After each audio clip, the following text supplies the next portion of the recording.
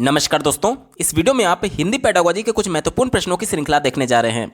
अगर आप सीटेट में पूछे जाने वाले हिंदी के अलावा अन्य सभी सब्जेक्ट्स प्राइमरी और अपर प्राइमरी के कंप्लीट पेडागोजी को डिटेल में देखना चाहते हैं, साथ ही साथ सीटेट अपर प्राइमरी और प्राइमरी प्रीवियस ईयर सभी शिफ्टों के कंप्लीट पेपर सोल्यूशन को डिटेल में देखना चाहते हैं, तो इस वीडियो के समाप्त होने के बाद से इस वीडियो का डिस्क्रिप्शन जरूर चेक करिएगा। और अगर आप चैनल पर पहली बार विजिट कर रहे हैं तो इसको सब्सक्राइब करते हुए बेल आइकन को जरूर प्रेस कर लीजिएगा सीटेट, यूपी टेट और सुपर टेट की बेहतरीन तरीके से तैयारी करने के संदर्भ में।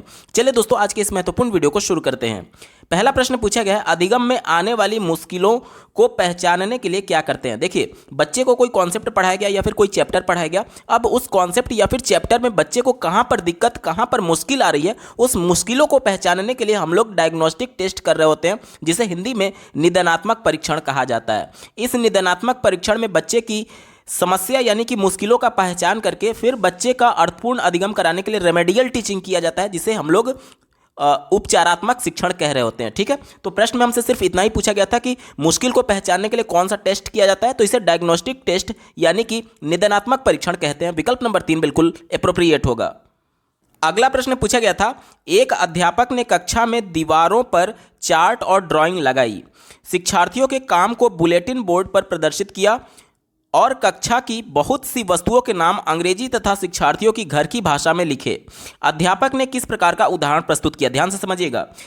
यहाँ पर विद्यालय के कक्षा के दीवारों पर चार्ट पेपर लगाना, ड्राइंग लगाना, ये क्या है? ये प्रिंट रिच इन्वायरमेंट क्रिएट करने की कोशिश की जा रही है टीचर के द्वारा। आप लोग बच्चों के स्कूल में जाएंगे, जैसे प्राइमरी अपर प्राइमरी में जाएंगे, सरकारी चाहे प्राइवेट किसी भी स्कूल में चले जाइए, तो उनके दीवारों पर, बाउंड्री पर, कक्षा के अंदर भी विभिन्न प्रकार के ड्राइंग्स, आर्ट्स बने होते हैं और वो ड्राइंग और जो आर्ट होते हैं वो बच्चों को अपनी तरफ अट्रैक्ट कर रहे होते हैं और वो बच्चों को सीखने में मदद करते हैं। जैसे कि देखिए, बच्चों के दीवारों पर कई जगह आप लोगों ने डॉग का चित्र देखा होगा, कार्टून्स देखा होगा, कैट का चित्र देखा होगा और इस कैट के आगे सी बड़ा सा अल्फाबेट लिखा होता है। बच्चे को इस परिवेश, बच्चा अपने परिवेश में बिल्ली को देखा हुआ है, उस परिवेश से उसको नया शब्द सिखाने की कोशिश की जा रही है। किसकी? सी को सिखाने की कोशिश की जा रही है। यानी कि जो भी उसके दीवारों पर, जो भी बाउंड्रीज पर, जो भी कक्षा में प्रिंटेड किए हुए हैं या फिर ड्राइंग बनाए हुए हैं, चार्ट पेपर लगाए हुए हैं, वो बच्चे को एक इन्वेस्टमेंट के तौर पर होता है, ताकि बच्चा अर्थपूर्ण तरीके से सीख जाए, नई नई चीज़ों को देख करके वो चीज़ों को सीखे,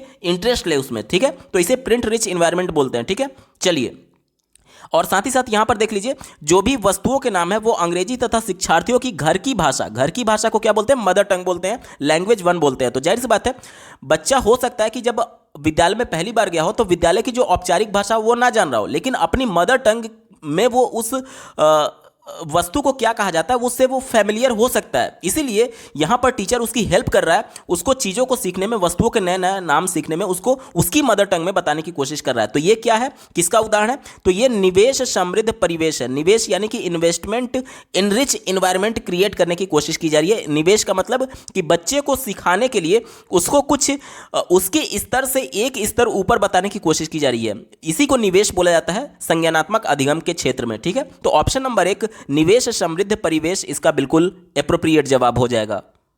अगला प्रश्न पूछा गया था, विकास के विभिन्न चरणों का अनुसरण करते हुए शिक्षार्थियों में स्वतंत्र लेखन कौशल का विकास करने में कौन सा उपागम मदद करता है? ध्यान से समझिएगा, हमें क्या करना है? स्वतंत्र लेखन करना है। स्वतंत्र लेखन करने के लिए कई चरणों से होकर के गुजरना पड़ता है। कई चरण कौन कौन से हो सकते हैं? देखिए, सबसे पहले तो टॉपिक के बारे में डिसाइड किया जाता है कि हमें किस टॉपिक के बारे में क्या लिखना है। तो जब भी हम लोग टॉपिक के बारे में सोच रहे होते हैं तो हमारे माइंड में विचारों की उत्तेजना जन्म लेती है, जिसे ब्रेन स्टॉर्मिंग बोलते हैं, मानसिक उद्वेलन बोल रहे होते हैं। यानी टॉपिक हमने डिसाइड कर लिया, ब्रेन स्टॉर्मिंग, मानसिक उद्वेलन के माध्यम से, विचारों की उत्तेजना के माध्यम से। उसके बाद से क्या होता है, हम लोग मोटा मोटी आउटलाइन तैयार कर रहे होते हैं, यानी कि अपनी बाउंड्री सेट कर रहे होते हैं। बाउंड्री का मतलब क्या हुआ? जैसे कि हमने मान लीजिए एक टॉपिक सेट कर लिया कि भारत में बेरोजगारी के बारे में हमें लिखना है। अब भारत में बेरोजगारी को लेकर के एक पूरी किताब भी लिखी जा सकती है, 500 शब्दों में भी उसको समराइज किया जा सकता है, 100 शब्दों में भी लिखा जा सकता है और 25 शब्दों में भी लिखा जा सकता है। यानी हम अपनी बाउंड्री तय कर रहे हैं आउटलाइनिंग में कि हमें इस टॉपिक के बारे में कितना लिखना है। ठीक है, ये आउटलाइन हो गया। उसके बाद से ड्राफ्टिंग कर रहे होते हैं, यानी कि किस टॉपिक के बारे में क्या हेडिंग होगा, क्या सब हेडिंग होगा, ये ड्राफ्टिंग के अंतर्गत होता है। उसके बाद से क्या करते हैं, कि हम लोग चेकिंग करते हैं कि जो कुछ भी हमने ड्राफ्ट आउटलाइन और ये सभी चीज़ें तय की हैं क्या वो सही है, और अगर हमें महसूस होता है कि करेक्शन करने की आवश्यकता है तो उसमें करेक्शन भी किया जाता है रीचेकिंग के बाद से। उसके बाद से फाइनल ड्राफ्ट तैयार कर रहे होते हैं कि हाँ हमारा ये फाइनल हो गया और ये चीज़ें हमें लिखनी है। तो ये होता है पूरा प्रोसेस। तो ये क्या है, हम चरण दर चरण इस लिखने की प्रक्रिया में आगे बढ़ रहे हैं, यानी प्रोसीजरल अप्रोच इसे कहा जाता है, और इसी को हिंदी में प्रक्रिया उपागम कहा जाता है। आप एक ही विकल्प में केवल देख पा रहे होंगे लेखन का प्रक्रिया उपागम, ऑप्शन नंबर 1 इसका बिल्कुल एप्रोप्रिएट जवाब हो जाएगा। देखिए अन्य विकल्पों पर मैं भी एक बार बात कर लेता हूं। देखिए दूसरा विकल्प दिया गया है उत्पाद उपागम। उत्पाद का मतलब क्या होता है, फाइनल आउटपुट। तो जो कुछ भी हम लोग स्वतंत्र लेखन कर रहे होते हैं या फिर बच्चा स्वतंत्र लेखन कर रहा है, तो उसमें क्या हो रहा है कि बच्चा एक प्रोसेस के माध्यम से गुजर रहा होता है, चरण दर चरण के माध्यम से गुजर रहा होता है। तो ये फाइनल आउटपुट इसको नहीं कह सकते। फाइनल आउटपुट तो ये हो गया ना कि डायरेक्ट आपको लिख करके दे दिया गया, ऐसा डायरेक्ट बच्चा लिख ही नहीं सकता है, क्योंकि वो पहले विचार सोचेगा कि किस बारे में लिखना है, क्या क्या लिखना है, कितना लिखना है, उसमें करेक्शन भी करेगा। ये सभी प्रोसेस से होकर गुजरता है, डायरेक्ट आउटपुट नहीं आता। इस वजह से उत्पाद नहीं होगा। उत्पाद मतलब कि डायरेक्ट प्रोडक्ट की बात की जा रही थी, आउटपुट की बात की जा रही थी। तीसरा देखिए, किसी लिखित सामग्री का श्रुत लेख। श्रुत लेख तो होगा नहीं, क्योंकि स्वतंत्र लेखन का मतलब क्या होता है कि अपने मौलिक विचारों को लिख करके अभिव्यक्त करना। तो बच्चा अपने विचारों को लिख रहा है, और श्रुत लेख में क्या होता है कि टीचर बोल रहे होते हैं, डिक्टेट कर रहे होते हैं, और बच्चा उसको सुन करके लिख रहा होता है। तो श्रुत लेख तो बिल्कुल भी नहीं होगा। इसके बाद से देखिए चौथा, टिप्पणी लिखना और सारांश करना। तो ये भी नहीं होगा, क्योंकि सारांश हम लोग तब लिख रहे होते हैं जब किसी टॉपिक के बारे में हमने पढ़ लिया, अब उसको समराइज करने की बात होती है। लेकिन यहां पर देखिए प्रश्न में ही हमसे स्वतंत्र लेखन पूछा गया है। स्वतंत्र लेखन तभी होगा ना जब बच्चा अपना मौलिक विचार अभिव्यक्त करेगा। तो इसमें समराइज करने की कहां से बात आ गई, इस वजह से यह भी नहीं होगा। एक ही विकल्प बचा, ऑप्शन नंबर 1 लेखन का प्रक्रिया उपागम, इसका बिल्कुल सटीक जवाब होगा। अगला प्रश्न पूछा गया था, खेल के मैदान, फोन पर या दूसरे व्यक्तियों के साथ सामाजिक रूप से अंतःक्रिया में प्रयोग किए जाने वाली भाषा किसका भाग है। ध्यान से समझिएगा, बहुत इंपॉर्टेंट टॉपिक है और हर वर्ष इससे 1 अंक का प्रश्न कंफर्म पूछा ही जाता है।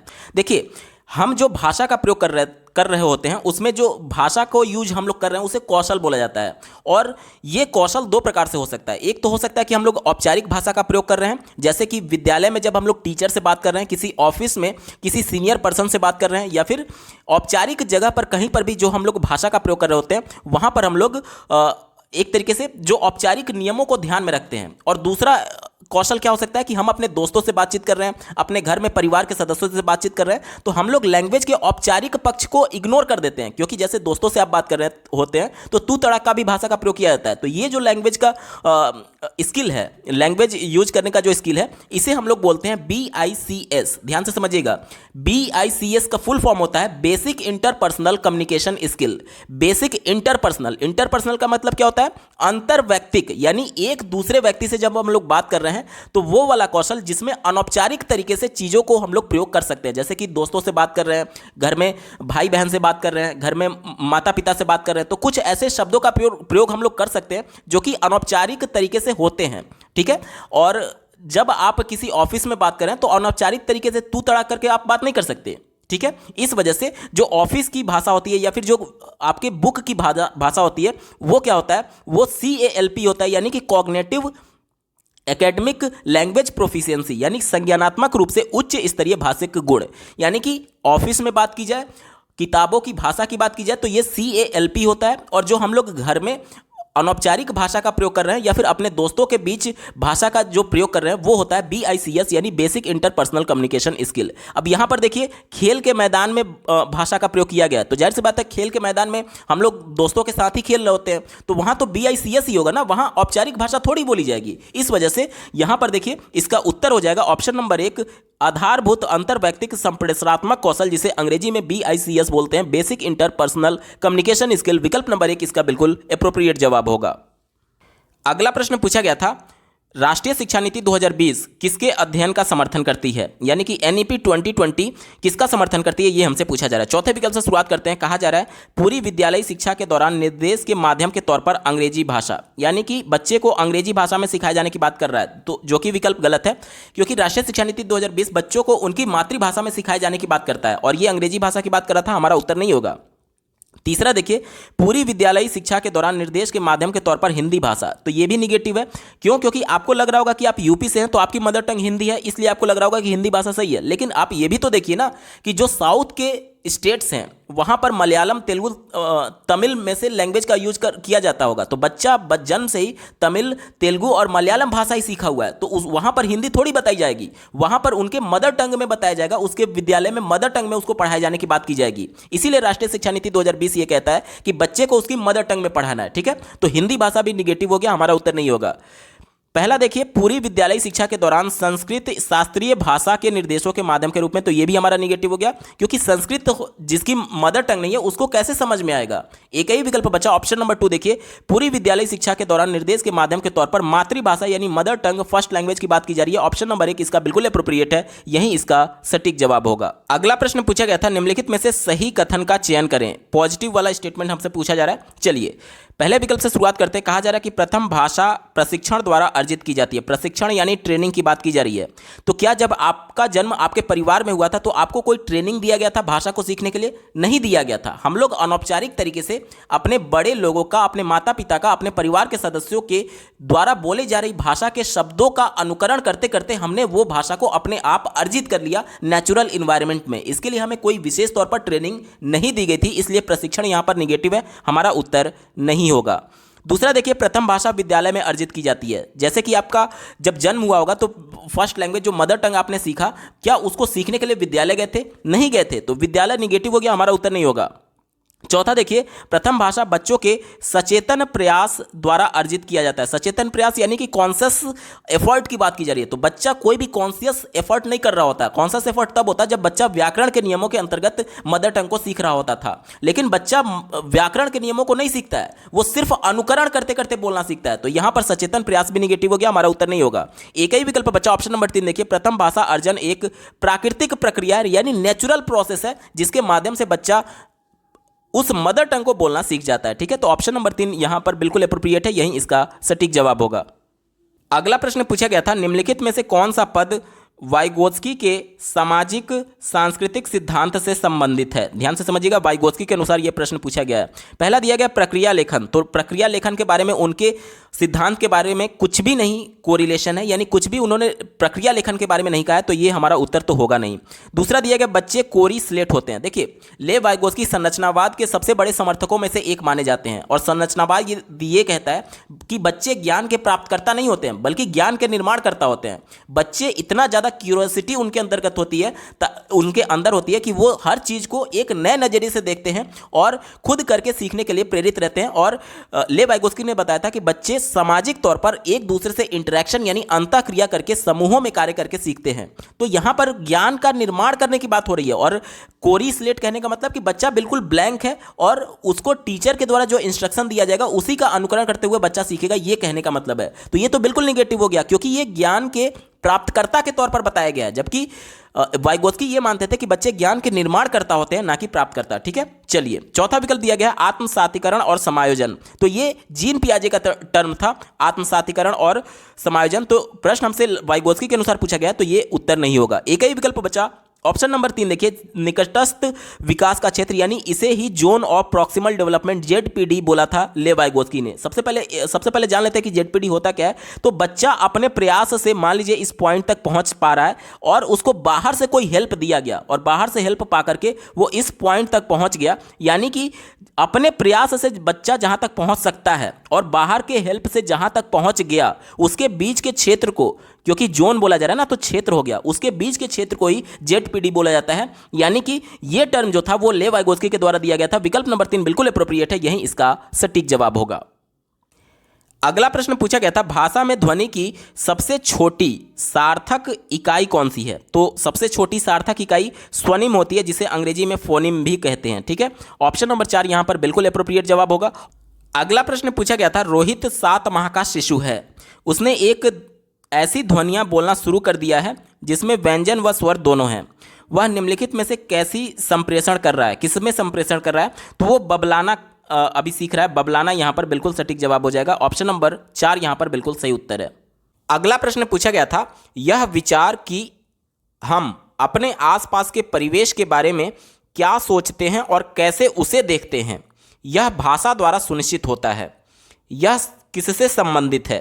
तो ये सापिर-वोर्फ परिकल्पना के से संबंधित है। देखिए, सापिर और वोर्फ दोनों अलग अलग व्यक्ति थे और इन्होंने मिल करके एक हाइपोथेसिस थियरी दिया, जिसके माध्यम से उन्होंने बताया कि जो हम अपने आसपास चीज़ों को देख रहे हैं और जिस प्रकार से सोच रहे होते हैं, ये चीज़ें भाषा सुनिश्चित करती है कि हम किस प्रकार से लोगों को देखेंगे। जैसे कि मान लीजिए, अगर इंडिया की बात करें तो यहाँ पर पुलिस मैन की बात की जाती है। देखिए, पुलिस मैन, उसके बाद से चेयर मैन।